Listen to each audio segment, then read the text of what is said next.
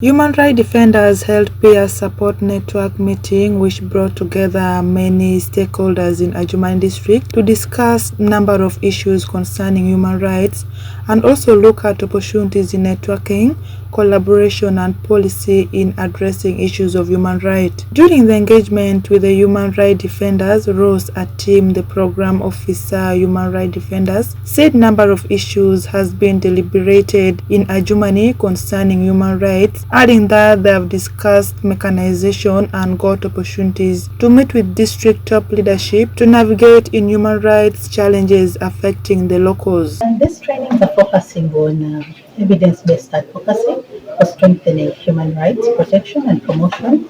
And this meeting actually was a peer support network where we bring together human rights defenders within a particular district to discuss the human rights issues, the concerns in the district, look at opportunities for networking, for collaboration, advocacy in order to address the different human rights issues that may arise in a particular district.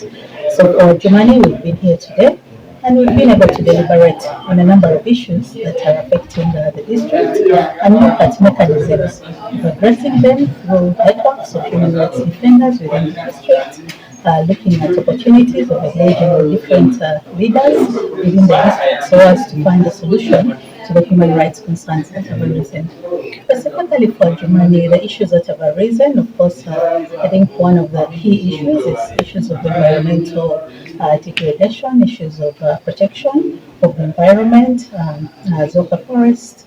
We've looked at issues of rights of the people in APA. This is one of the areas that has been affected by this conflict over the years, and a number of violations are sometimes reported: displacement, death, attacks from either side. So these are some of the issues that have arisen. We've also looked at others which may go down crime. She, however, disclosed the core human rights challenges, arguing that environmental degradation, violating of rights of people in upper land, and other related gender-based violence are the common challenges in Adjumani district. I would like to thank the human rights defenders in Adjumani for their efforts in monitoring the human rights situation, in documenting and reporting. This has been one of the very fruitful engagements we've had, and it's very important for us to appreciate that human rights accrue to all of us by virtue of our humanity.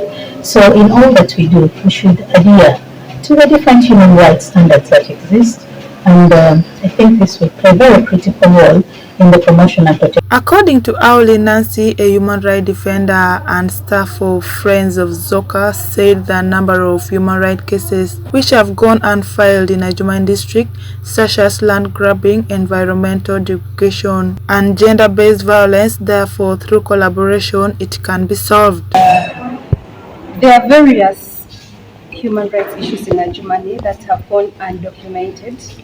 We have issues of land grabbing. We have issues of encroachment, environmental degradation. We have issues of gender-based violence. There are so many, and most of these issues go, of course, undocumented. But there are many ways that these issues can be solved, especially as HRDs. We can create a network.